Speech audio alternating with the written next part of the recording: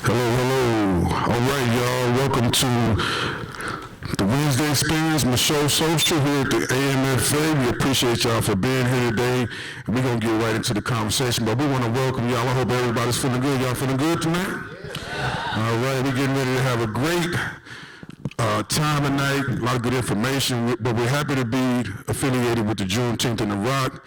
It's one of the affiliate events. I encourage y'all to go support all those events this week. But we're going to try to pop it up with a little, you know what I'm saying, a little energy. And I love to involve the arts and everything we got going on in the city of Little Rock, man. And so this brother about to hit the stage, going to put y'all in a poetic trance, you know what I'm saying? He's a storyteller, artist, author, and award-winning and nationally ranked poet. I want y'all to clap it up for my brother, True Poet, y'all.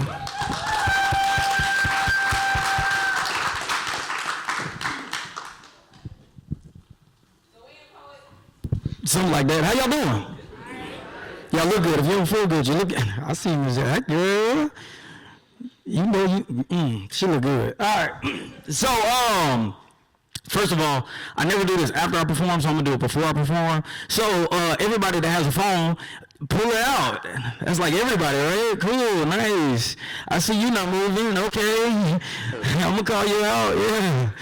All right, if you have social media, go to your social media, all right? If you have Instagram, follow me on Instagram at The Real True, T-R-U, Poet, The Real True Poet, all right? That's Instagram. Now for my older folks, Facebook, come on now. Come on now, get that Facebook out, all right? Follow me on Facebook at True McCoy, T-R-U McCoy. I thank y'all for y'all follow in advance. I promise y'all I'll follow y'all back. Don't worry about it. All right, so now that that's out the way, so I was asked to, come up here and do a poem, right? But without an audience, I like suck at poetry. Like I am not good at poetry at all if y'all aren't involved. So with that being said, I look for like this feedback, all right? So let's practice this feedback. If you hear something you like, it's okay to snap. Let me.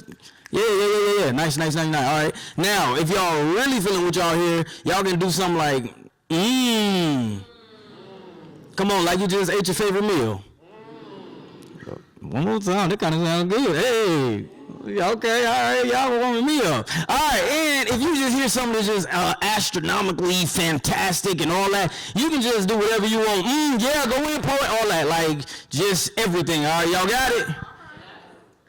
I don't feel like y'all got it. I'm gonna do a fake poem. Y'all act like it's real.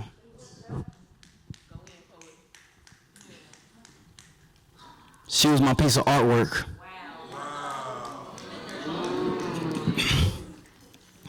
She was in the museum. Wednesday Spins. Give it up for True Poet. All right, for real. All right, so can I so this is like a film type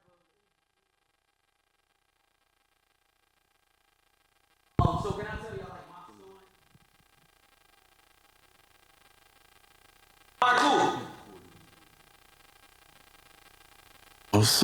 God. Do you need the mic? Do I need the mic? You can hear me? Good. Man, get out of here. All right, so I'm a black man and I work for corporate America. Right. So I never really feel great because I don't have a boss with a name like Jerica. My boss name is Meg. On the daily, she be trying to play me. Because I pull up in the Ford because that's all I can afford, and she drives a Mercedes, so naturally she's a white girl that sticks her nose up at me. Crazy.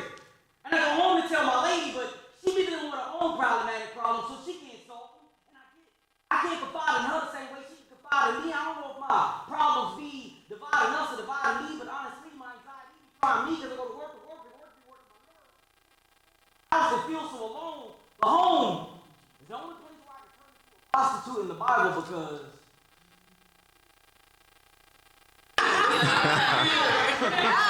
I get songs.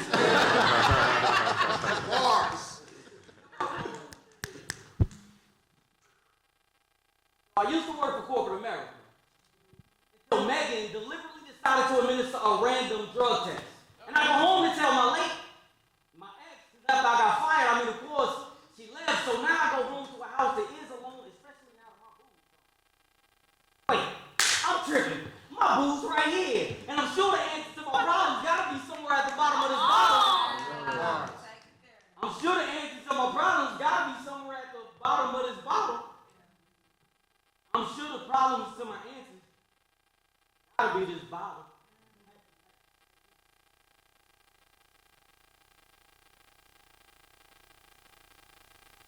Okay, because I'm not worried about getting high. Especially now since I can't be randomly drug tested, because thanks to Megan, I no longer work for corporate America now. Plus, I can get whatever drugs I want, because my neighbor is Kevin McAllister. I stay next to the trap house, and that weed be making me feel good. I want to feel great, and the plug at the trap house recommended some drugs I can take to help me to escape. He said if you really want a good drug, you should put this on your tongue or put it on your gums, and no matter the placement, I just need something to pick me up when I feel down. I am no addict. I just want to know what that bass meant. He said if you want a stronger hit, then you should face it. So now the joke's on you, Megan. White girl sticking her nose up at me. Well, now I'm sticking my nose down on you. Trying me because of my coping mechanism. Well, guess what? Now I got a coping mechanism.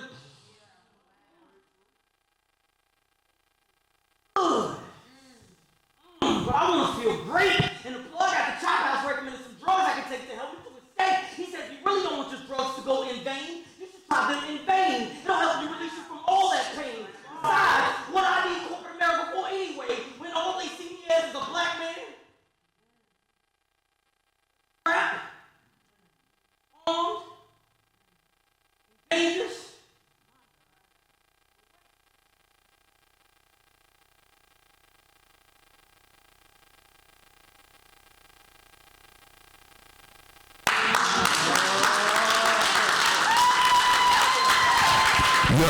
Y'all show some more love to True Poet. I told y'all, man, you know what I'm saying? We have to get their energy up, and I know when I call on my brother, he always delivers. Clap it one more time for True Poet.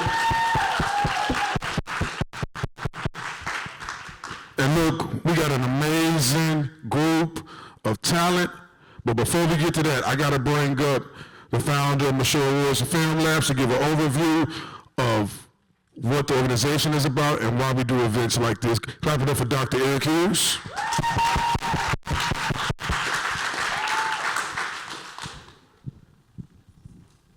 Appreciate it. Y'all make some noise for yourself. Y'all here looking good tonight. Make some noise for yourself.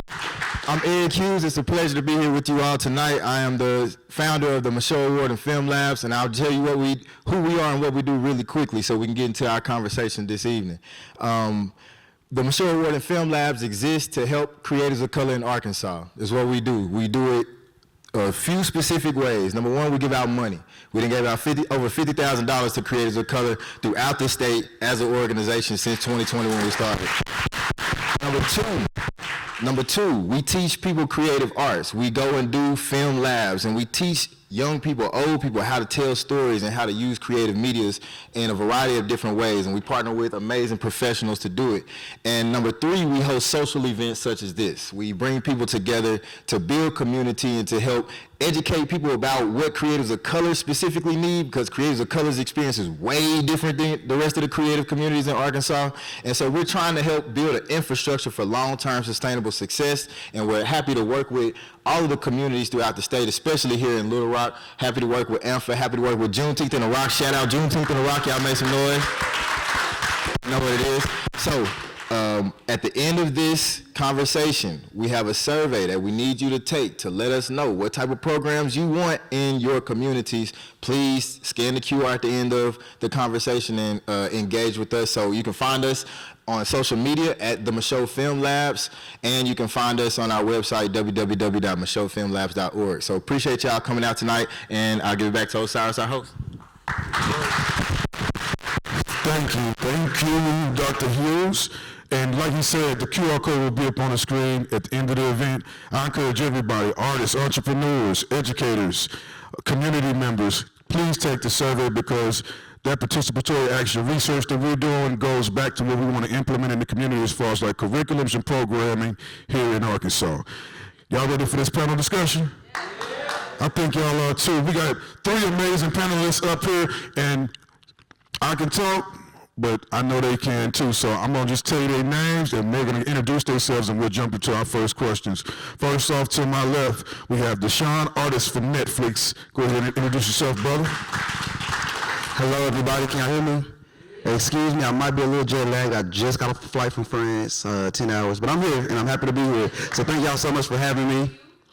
Of course. So my name is Deshaun, as he said. I'm from Magnolia, Arkansas. So Arkansas, born and raised, yes. Graduate of alumnus of the University of Arkansas in Fayetteville, where I studied journalism and currently working for Netflix and experiences Netflix House specifically in Dallas. So super excited to be here with these amazing men and talk to you all about the entertainment industry, creative industry, and all of that tonight. All right, thank you. Arlo Washington. Oh, my bad. No, you good. We got Arlo Washington, y'all. Founder and president of People Trust Community Loan Fund, also the president of Washington Barber College. People Trust emerged out of an unmet credit need here in the community, and we provide financial services and products to underserved communities. Right. Last but not least, SeJames Humphrey. How you guys doing? My name is SeJames Humphrey, actor, writer, director, producer, and now author. Thank you. That's all I'm saying. Okay. All right. Y'all clap it up for all our panelists right now. And we're going to jump straight into it. This is a question for all of y'all. This is about your journeys. Each of you have taken a different path into the entertainment industry. What was the moment you realized that it wasn't just a passion, but it became a career? Well, I can take that when I can remember when we did the Barber of Little Rock. Of course, it was nominated for an Oscar at the 96th Oscars. And, when we were first approached by the directors, it was something that, I questioned whether or not I wanted to do it because I didn't want to exploit the community in their most vulnerable moments. And so myself and my wife, who was in the audience, Arlo Washington, and also my daughters and I, we had to have a family discussion to decide, whether we wanted to be able to allow cameras to come into our home, to come into our business, to be able to basically, follow you around. These are some investigative type of filmmakers. And so they stuck with us for a whole year, right? It was a decision that we had to, make to even do it. But we said we could lift up the story about, underserved communities and what these underserved communities face, the story around generational poverty and access to capital and credit, then that's something that we would like to highlight to be able to, put some color on it, because a lot of people don't know what affects them. It's like you're dealing with an invisible enemy that you can't see, and when it all boils down to it, it's all, the economy. I know me, myself, I actually got tired of just waiting on the opportunity, so I decided to take it up on myself to create an opportunity. So I decided to write a script. I did the research on how to write a script, did a research on how to shoot it, raised some funds, figured out what else I could do to kind of bring the movie together. And what I do like about Little Rock, this is a community that I grew up in, born and raised, and I was able to call some people and utilize my network. Most of y'all in here, I got some type of personal connection to y'all. Like, I know y'all. Same here, up here on stage. Like, I know a lot of y'all. So I can call a lot of people and get a lot of things done.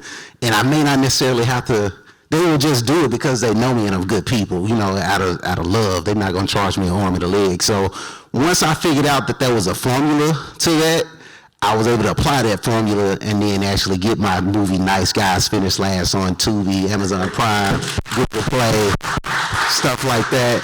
And it just took off from there. And people have been asking me, how did I do it? That's why I put it in the book. So now it's in the book. You can go look it up. It's No Excuses, Just Action is on Prime. And you can figure out how I started from the bottom and got my movie on from there. Yeah. I think I always knew that the creative industry and the entertainment industry was a viable career, but I think for me personally, it was during the pandemic when I realized it really could be one for me. Because I think during the pandemic, we saw a lot of people stuck at home, creating their own content. TikTok blew up. Everybody was watching streaming. Netflix was already big, but blew up even more. All the streaming services blew up.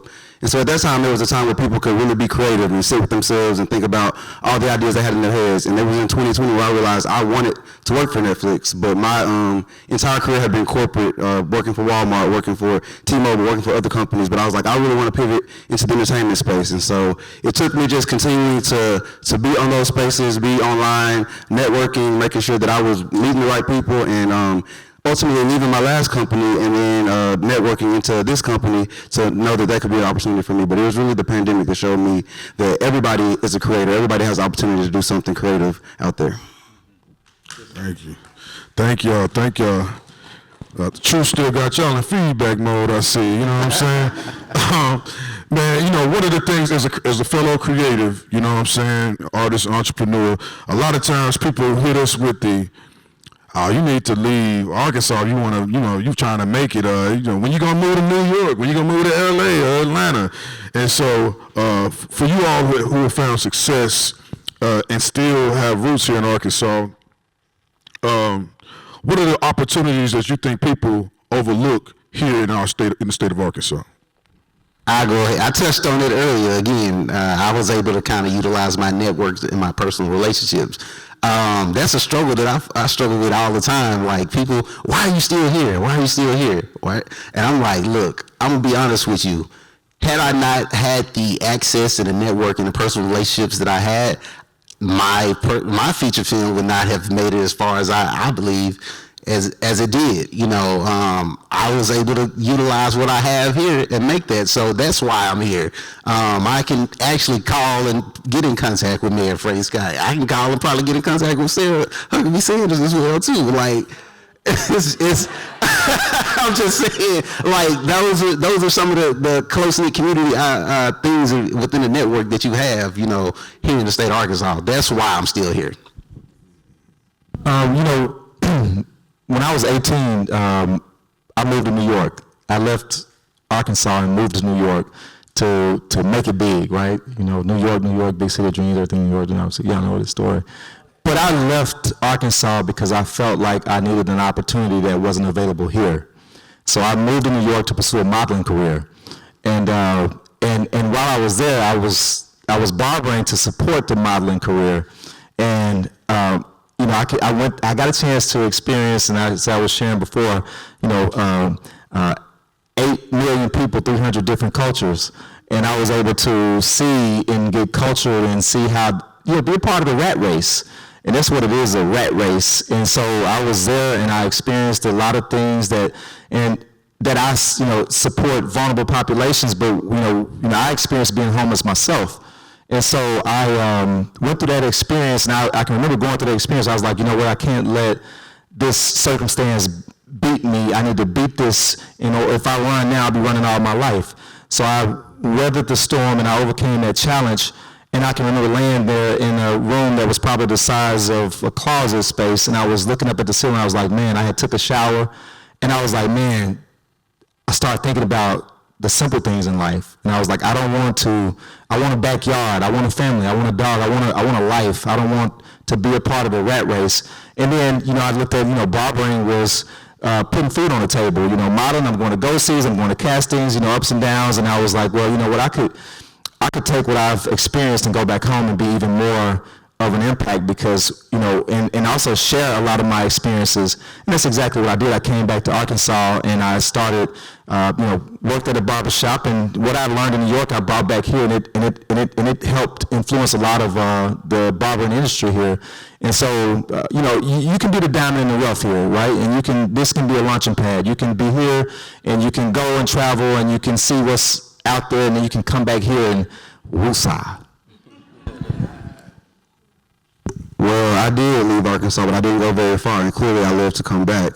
I think Arkansas is full of creative and talented people. Everybody in this room I know is creative and talented, and I know a lot of creators who I see online are from Arkansas. They just are posting on TikTok, posting on Instagram, and a lot of it is comedy, but a lot of it is really relatable stuff to me and to other people. And I think Arkansas here, you could just have the opportunity to create your own path, honestly. People kind of sleep on Arkansas, and they need to stop sleeping on Arkansas, because there are so many talented people, so much potential here in Arkansas, so many people who have so many creative ideas. We've seen so many people from this state, from this city go on to do great things. And sometimes you do have to leave for a moment. You might have to go to LA, you might have to go to Atlanta, New York for a moment to get those connections and those things, but bring that back to Arkansas and inspire the next generation to be able to do it too, because it doesn't take much to pick up a camera, start your own YouTube series, start a podcast, start any of that. So any of those ideas that you have, just put them out there, because now Arkansas can be global because people are finding our content all over the World Wide Web. So just do what you have to do here, and you're going to be noticed when you need to be noticed by the right people. You might have to leave,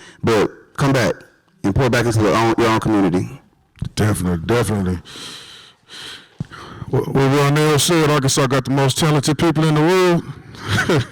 I already said shout out to Ronell. So I got a question specifically for you, Deshaun. You know, one of the things I like about on Netflix is, you know, they say, since you watch this, maybe you should watch this. And you, and a lot of times they be like, you're right, I think that is a topic I'm interested in. But, so in Netflix, you're helping shape how audiences discover and engage with content. What separates the projects that break through from those that don't?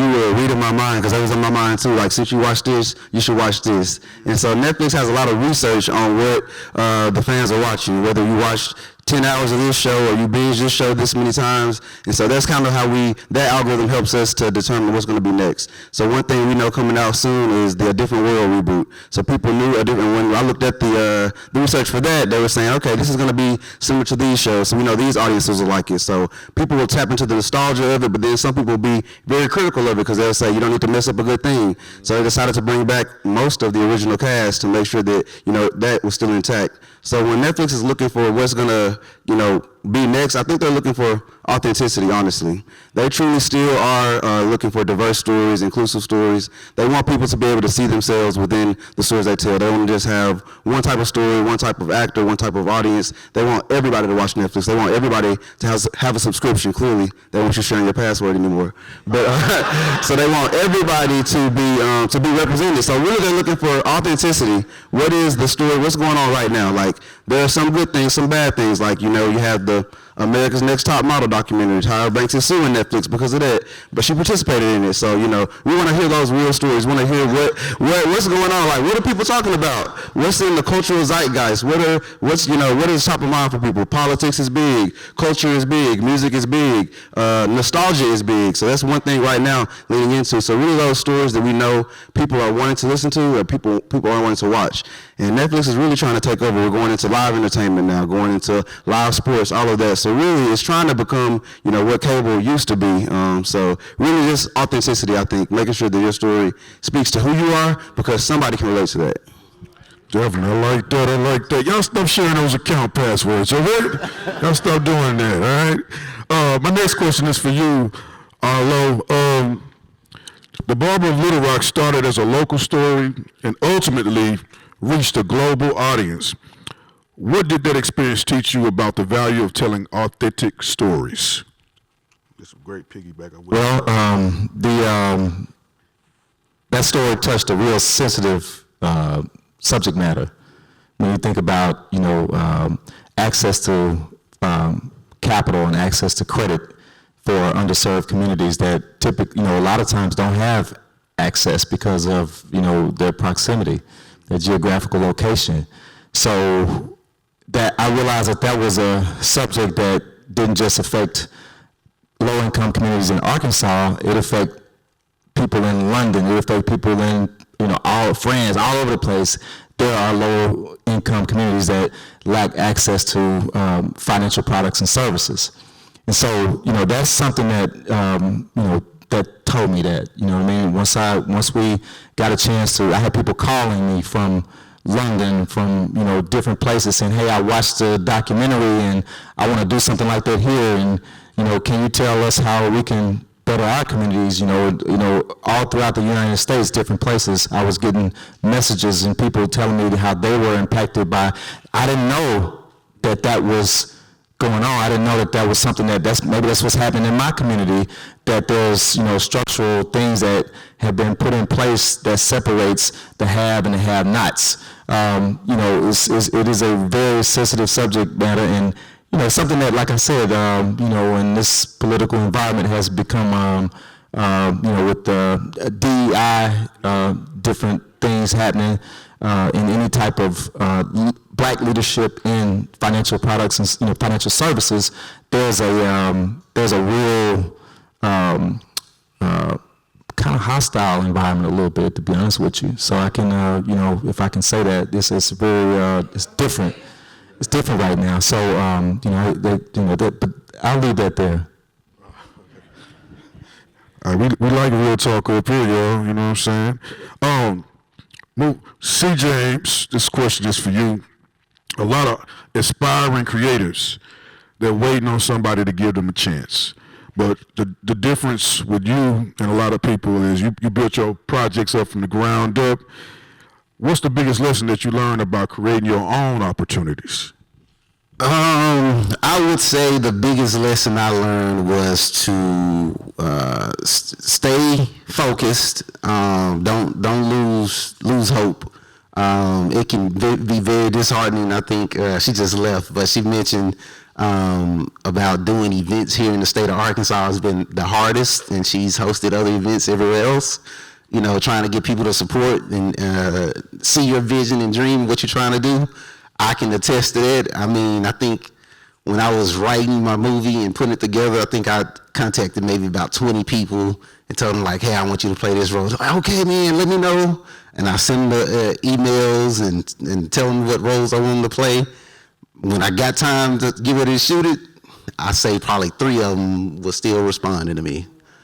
So you gotta be determined. You gotta believe in yourself and stay focused. But of course, do the research. What separated me from a lot of other people that's going out here shooting projects and stuff like that and saying, "Oh, I just want to do a movie." First of all, I did get my degree and got my MBA as well. So that made me not intimidated to sit down and actually do the research and actually write, because I wrote papers twice a week for a few years in grad school. So I wasn't intimidated by that. But the main thing was that I was willing to do the research and actually put in the work. And if I had to do it all myself, I was going to do it. So I was determined to show people, all right, you don't have to believe me, you don't have to see my vision, but whatever I can do on my own, I'll do it. Eventually, I'll find my crowd. So if you are determined, your crowd will find you, and you'll get to it. So definitely, great answer. Talking about that research, that was all before ChatGPT too. So we know you was, we know you still got a pump way before, right? Like I say, I taught myself how to write a script, how to produce a movie, contract management, project management, marketing. So I was in charge of all of that. So yeah. That's real talk. And so this next question I got is for all of y'all, because y'all all are very talented individuals, but we know talent alone won't just ensure that you're successful. And so what's the biggest business skill that has had the biggest impact? What is the business skill that has the biggest impact on your success?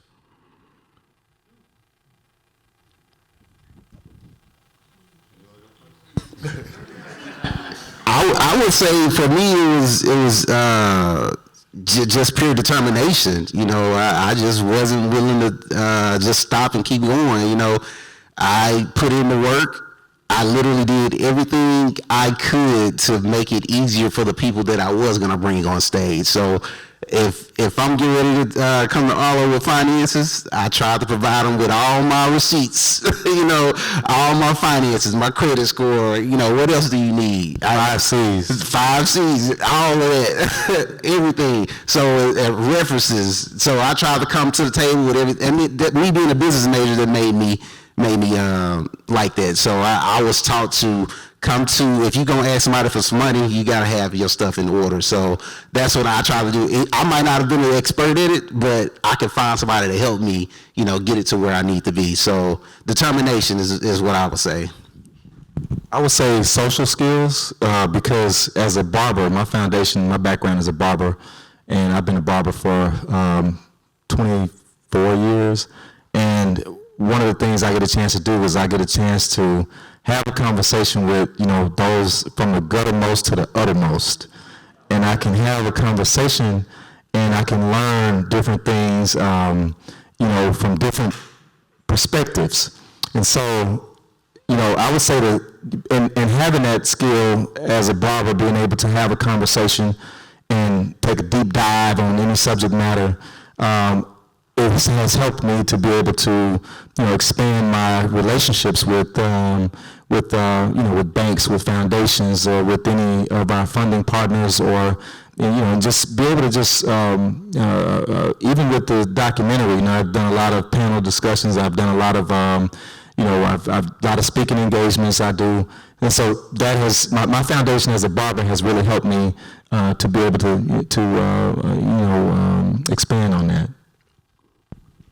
I think the biggest skill in business that has helped me has been a mix of emotional intelligence and knowing exactly the value that you bring to the organization.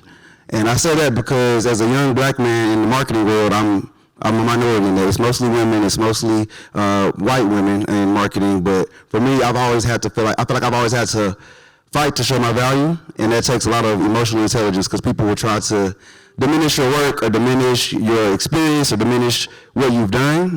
But if you know that you're in that room for a reason, I know I'm in every room that I'm in for a reason. Thank y'all for having me in this room. I'm so happy to be here to speak about it. But I think it really takes a lot of emotional intelligence. A lot of people think just because you can do the job that you're going to move ahead, but you have to know how to navigate your emotions and other people's emotions. Because people will try to poke at you and make you out to be angry or make you be aggressive or make you be something that you really aren't, when you're just showing, I know what I'm doing, and I'm not going to let you talk to me any kind of way in this situation. But you have to handle your emotions. So I think emotional intelligence has been a big one for me, and also reminding myself every day that I'm exactly who I think I am. You belong. You belong. That's real. So I tell the youth all the time, you belong in every room that you walk into. So don't let nobody mediocre try to edit your prophecy. You know what I'm saying? Wow. All right. I like this. You know what I'm saying? All right. This a question for all of y'all. And I'm real interested to hear what y'all gonna say, because I know we got some influencers, some content creators, some artists in the building, all of that, visionaries, all of that. And so with AI, with streaming, with social media, and independent distribution, is rapidly changing the entertainment industry. What should emerging creators be paying attention to right now? I'll go ahead and start with this. This is, anybody out in here familiar with Country Wayne? Yes. So the vertical shorts, I wouldn't be surprised if Netflix would start implementing vertical shorts here soon. I actually was literally trying to do that in 2014, like literally. All those people I told y'all I called to put together, most of them didn't respond. I've been trying to do that for a while, but the vertical shorts, taking your phone, recording whatever you can. I think Ron Howard back there, he doing it. He doing a good job at it too. Keep doing your thing, man.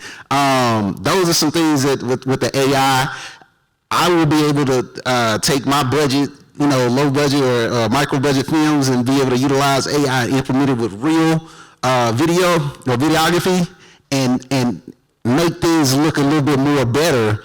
I may not have the budget to go and shoot, in outer space, but I can actually make the background look like that with the way AI is. And that's stuff that we can do now. And like, I could take my low budget films and make them look big budget with AI. But that's where we're going, is the micro, vertical shorts, and then being able to utilize the AI to implement within the real film space. Could you repeat the question? I just want to make sure I'm answering it.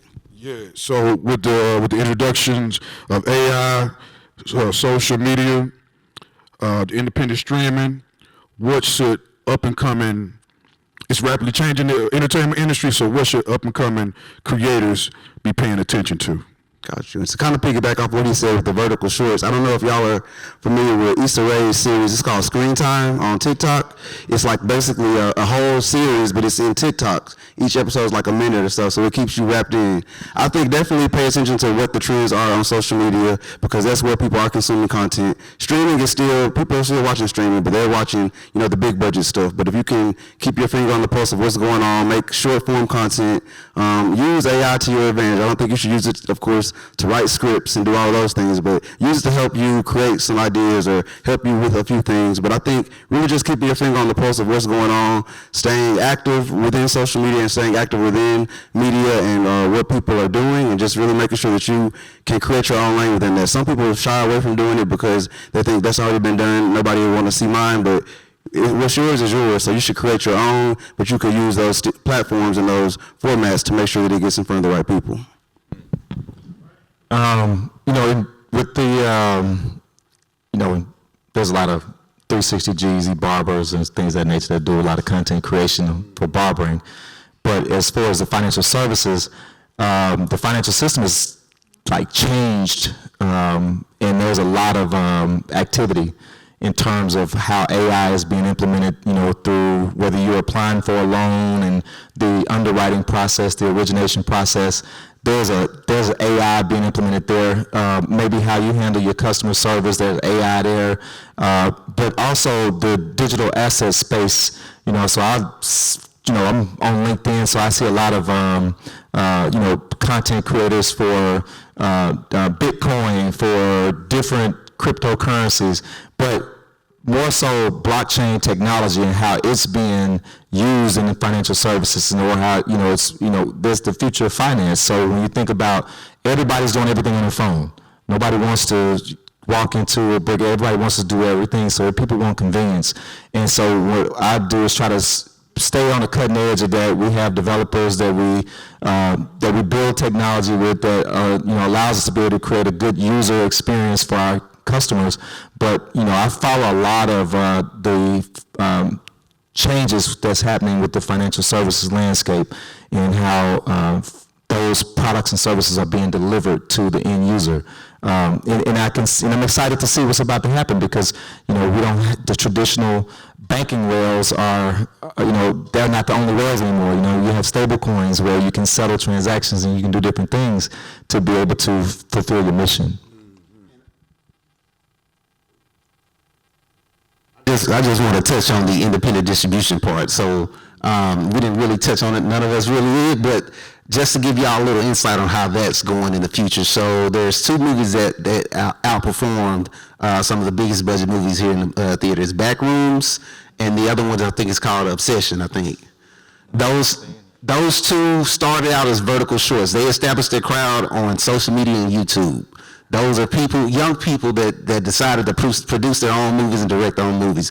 And then as far as distribution, receiving funds, I was on this kind of stuff back then, but being able to pivot, you kind of, sometimes things change, but utilize a Bitcoin and blockchain to maybe auction off portions of your movie, stuff like that you can go with as well. But establishing your crowd, once your crowd is established, there's another person that just inked the deal with Netflix, because they established their crowd with vertical shorts and YouTube. So that's how distributions is likely going to go. Great responses. And for the audience here too, I'm getting to my last question. I could come up with some more if I feel like it, but we do want to do some Q&A, because I see some people in this audience that may have some questions. We definitely want to tap in with you all too and make this an interactive discussion. So I'm going to come to you first right after I ask this last question, if you don't mind, all right? For the next generation, for the young filmmakers, the young content creators out there, the young influencers, writers, actors, all of the producers even, is sitting in this room tonight, if they're sitting in this room tonight wondering if they belong in this industry, we kind of touched on it a little bit already, but what would you tell them? Well, I go back to your first point of,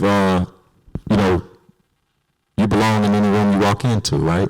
Because as a barber, being a subject matter of a film, I had no idea that it would make it all the way to the Oscars, right, and be nominated for an Oscar. So, that's, and just being in that whole environment just kind of like, made me feel, like, wow. I was just really thinking like how it's not what you do, is how you do it, right? It's not, and so I think that building those relationships can create open doors for that you didn't see.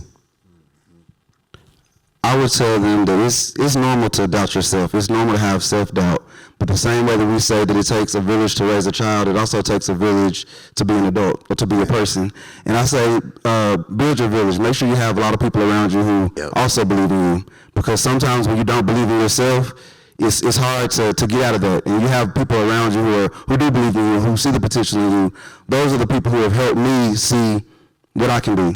Because on those days where I'm low and I feel like, oh, I can't do this, I don't belong here, my friends, my family, my loved ones, they tell me, Deshaun, you've been doing this. You know how to do this. Like, you're great at this. You're the person we go to for this. And, like, having a strong village around you is really going to help keep you up, because you can self-motivate yourself and you can have a lot of faith, but sometimes you need other people around you who are going to help motivate you and pull you up. So I think make sure you have strong people in your life who you love and support, and who love and support you back. Yeah. I was going to pretty much say the same thing. All those titles y'all heard me list, actor, writer, director, producer, all that. Somebody else called me that before I called myself that. Just to let y'all know. So sometimes other people can see things in you that you don't even see yourself. You know, I didn't even think of it that way, but I'm like, I guess I have been doing it. I am an actor, I am a writer, I'm a director, I'm a producer, and now I'm an author.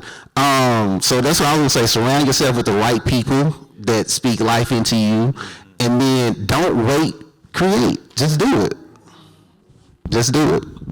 Yo, I love all the responses, man. It's so important, like y'all mentioned, to find your tribe, and also knowing the importance of your own story and knowing how to articulate your story so that when people hear it, they're in a deep listening mode, because they want to know how to tell that story, repeat that story to somebody else, and share that inspiration. We're going to do some questions from the audience, some Q&A.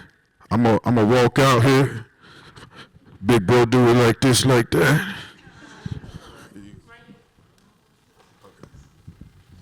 Hi, do I need to give my name or just ask a question? My name is Shalisha. I'm the owner and founder of Back to Life IT Repair. I do cell phone and computer repair, dressed like this. My question is simple. What is next for all three of you?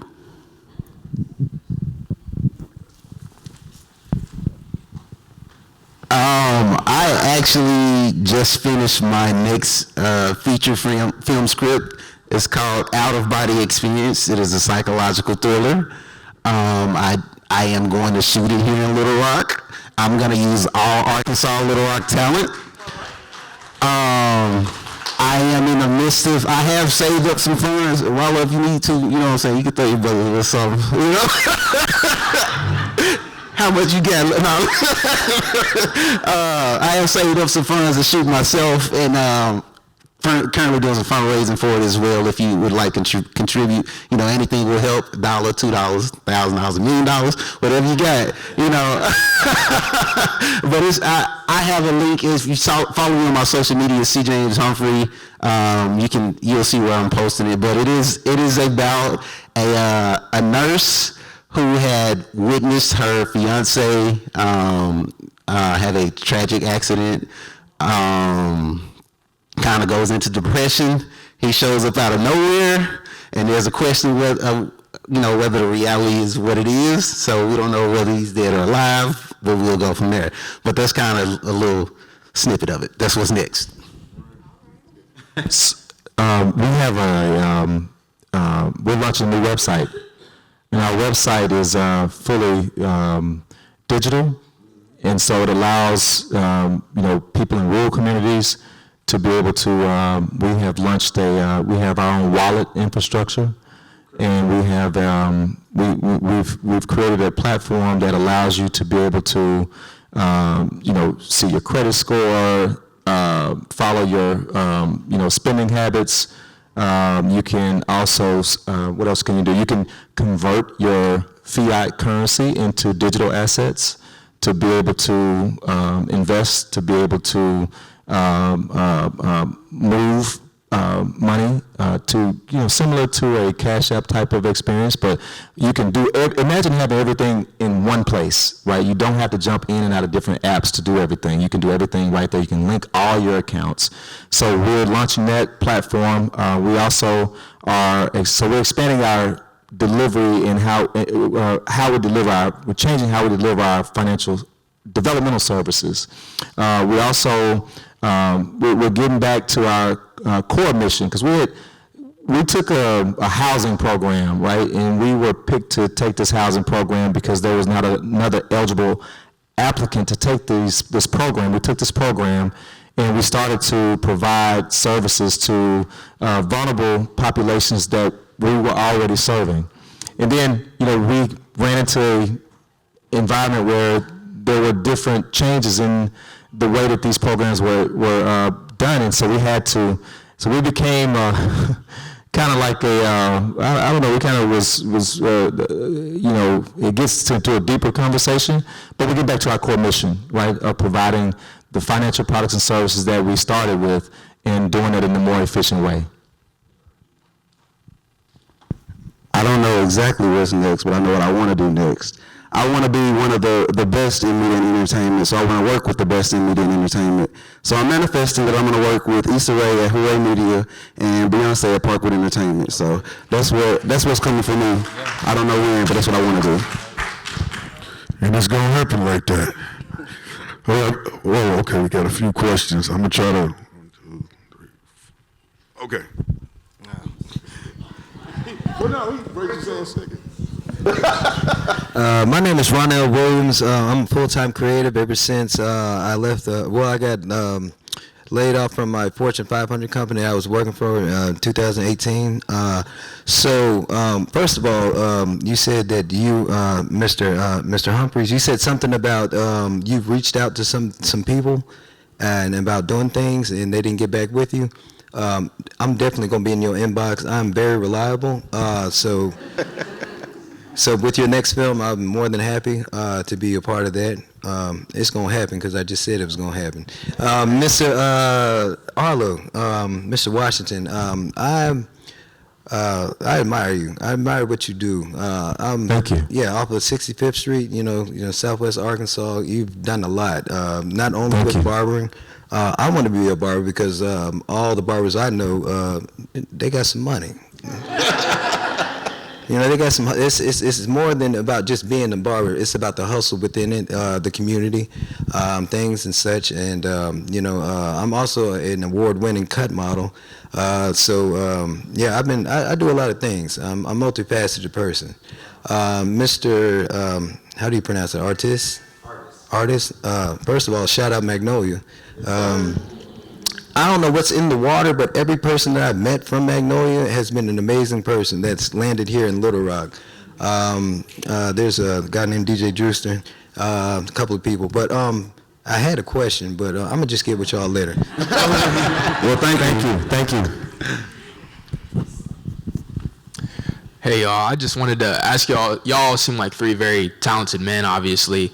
And I would like to ask Arlo, maybe in particular, you're very talented, obviously, but there was also a time when you weren't in the best of positions. What would you have said to a version of yourself who maybe didn't utilize his talents when he was in that worst position to get to that better position that he's in today? Believe in yourself, right? You have to work towards your goal even when you can't see how. Right, so you have to have. So I would say, you have to really have faith to see the invisible, and you have to believe in yourself that you can achieve the impossible. Right, because I'm a man of faith, and I believe that you can do all things through Christ, which strengthens you. Right, so I have to remind myself of that and know that regardless of what you go through, God is with you. Even if you make your bed in hell, God is going to be there with you. And so that's one of the things that I've constantly, because, in business, there's peaks and there's valleys. And you have to be able to you are at the peak, and then when you get to the valley, you got to be able to still be able to weather the storm. And you still have to keep the mission on your mind, right? You still have to keep your goal in mind. So I always say, set your GPS, your goals, your plans, and your schedule. And I don't know if y'all know this, he's been around for a long time. Shout out to Bless Fades. If you know, you know. Hey, you funny. Thank you. Hello, my name is Aviana Kagler. I have a question for SeJames. What would you say your biggest obstacle was for filmmaking starting out? Was it be like finding crew, casting, and like how did you get your equipment, like funding for that? Because I know it's very expensive to get filmmaking equipment. Honestly, all of it, all of it. But I would say mostly the crew. Of course, they want most of it. It's hard to find people that have their own equipment that you can utilize to actually get some good quality stuff done. So I had to come up with some money. I was able to save up some coins. I worked 2 full-time jobs. COVID hit. I was able to get a few grand, not a lot, but put that towards whatever I was doing. And I did my research, reaching out to people, trying to get people to put together a crew, maybe a little skeleton crew, and say, hey, look, and that's one thing about me, I don't consider myself a salesman. I'm not going to haggle and go back and forth, negotiate. I'll say, hey, look, this is what I'm trying to do. Like, can you do it or not? And that's how I approach it. And then some people will work the numbers, and they were like, oh, yeah, we can do it for this. So I'm like, all right, cool. I got a budget set aside for this. And that's how I negotiate. This is what I have set up for that particular crew. And then for talent, I would find somebody, and do my auditions. I'm getting ready to do a casting call here soon, actually, as well. But mainly, not right now. But mainly it's actually just funding. Like, I'm very frugal, but at the same time, there's people that have been a part of big sets and talked about how my set was comparable to like big budget sets as far as like making sure they eat and taken care of. But I know how to manage the funds and stuff like that. But it's finding the funds and then getting the crew. But that's usually where it starts at. And by the way, I had 0 funds. When I started writing, I had no idea how I was gonna get it done. And being able to pivot is actually a superpower. It started out trying to get some friends that got a cell phone or camera to shoot vertical shorts. My Nice Guys Finish Last was supposed to be a series of vertical shorts, but the plan that I developed it around was Facebook. I don't know if y'all remember the little popcorn logo where they would let you stream. It was called something else. I can't think of it right now.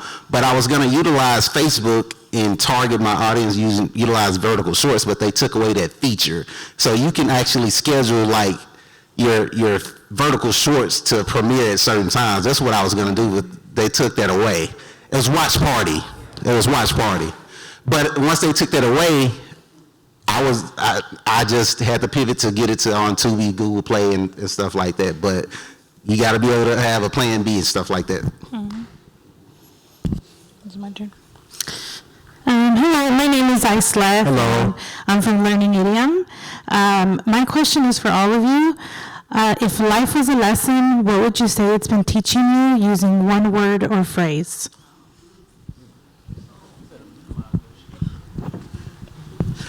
I would actually use, it's a phrase / quote by one of my favorite people, Frederick Douglass. Shout out to Mitchell Elementary. They had us studying these people. But if there is no struggle, there is no progress.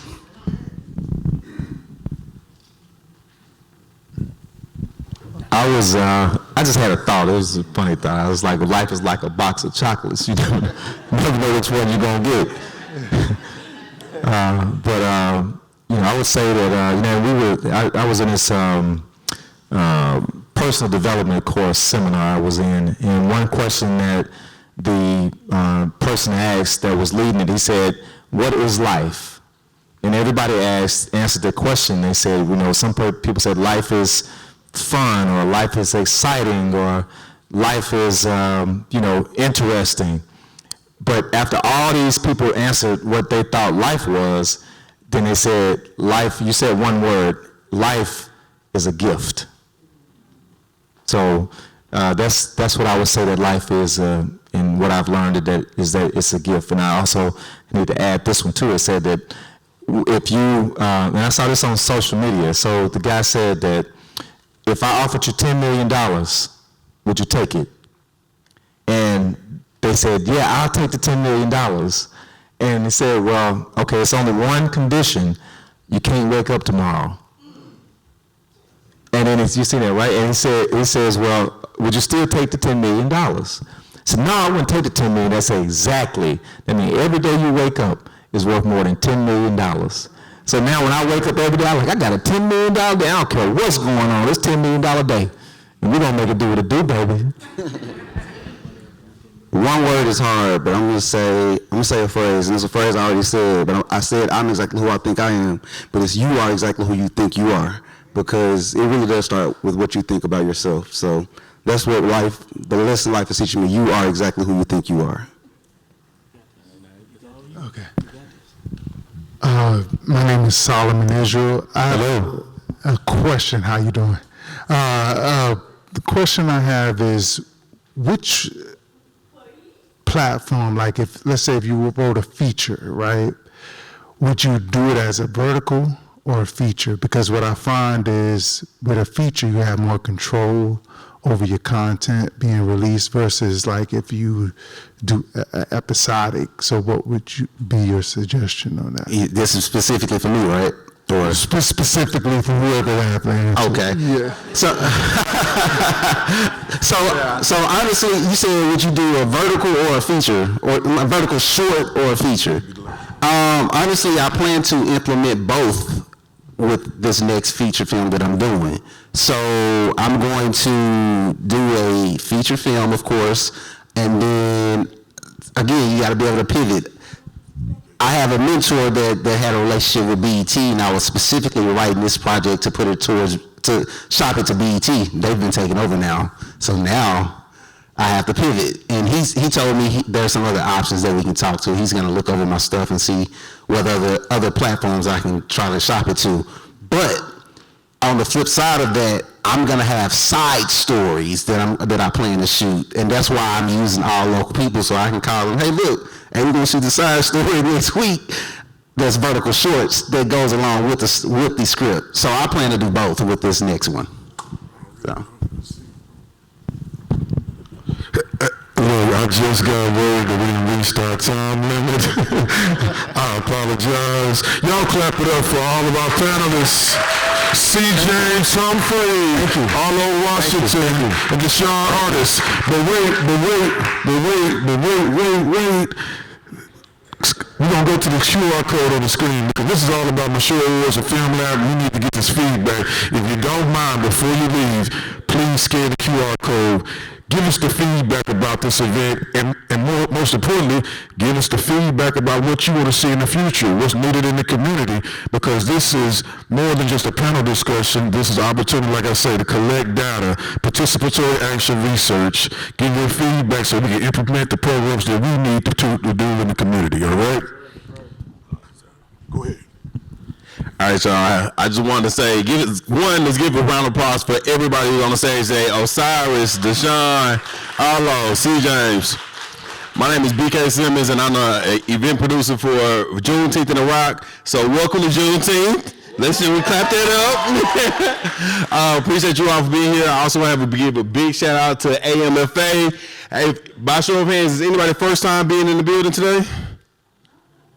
Welcome to AMFA, the Arkansas Museum of Fine Arts. We are very proud of this space. And so the AMFA team is here. Can you please stand up, raise your hand?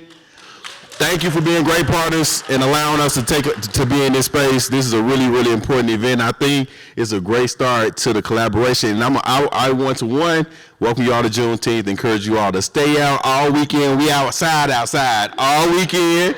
We celebrating freedom. And I want to just close out on one thing, because one of the biggest things that I wanted to do with this partnership with, of course, the Micheaux Film and Awards and Labs. Give a shout out to that team as well. Dr. Hughes, Dr. Eric Hughes, and Dr. Cynthia Hughes. One of the biggest things that we are really fighting for with all these events that you see this week is how do we make Arkansas, especially Central Arkansas, competitive? All right, how do we really compete on the national, global? My friend Deshaun came in from France, y'all, to be with us today. How do we compete on a global scale with our events, with our talent, with our network, with our connections, with our energy, with our culture? And so the last question, you got to keep it brief, one sentence. How do we make Arkansas competitive based on all the experiences you guys have seen in film, television, and in the spaces that you guys live in? And thank y'all for being here. Well, if we talk about finance, then we need to be able to connect to the global economy.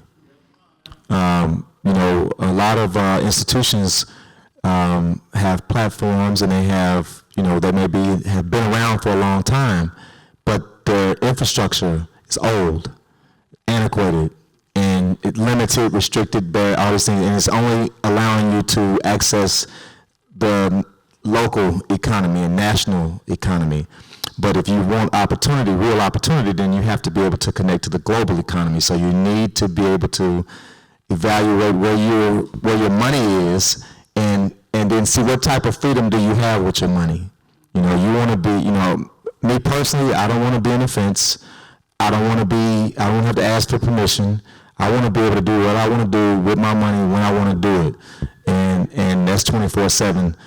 So I would say connecting to the global economy will create more opportunities for Arkansans and make us more competitive. Myself, I would say kind of like a discussion that I had with my mentor. He said what he liked about what I was doing with Nice Guys Finish Last. He was like, it's about love. Everybody can relate to that. You know, telling stories that's not always shoot 'em up, bang, bang. You know what I mean by that. So this next feature film that I'm working on, it is very diverse, and I feel like everybody would be able to relate to it. Not just black people, white people, old people, everybody. That would connect with a bigger, broader audience. I've done the research on the target audience that I'm looking to do, or target as well. But that's what I'm working on as far as my part. I think we make Arkansas competitive by knowing that it's okay to leave, but it's also okay to come back. Because when you leave, you got to learn something and bring it back to Arkansas. Because we're great here already, but you can go out and learn from somebody else and bring those same principles back to Arkansas and let the next generation know. A lot of people think, I got to get out of here, never coming back. No, you can come back, and you can come back and make it better. So leave, but come back. Yeah. I am, because we are going to clap it one more time for our panelists. Thank you again to Juneteenth in the Rock, Micheaux Award Film Labs. Hey, the party ain't over. We still kicking it upstairs, I believe, for a little bit, right? Y'all can enjoy the DJ Afros upstairs at Wednesday Spins too, y'all. Peace.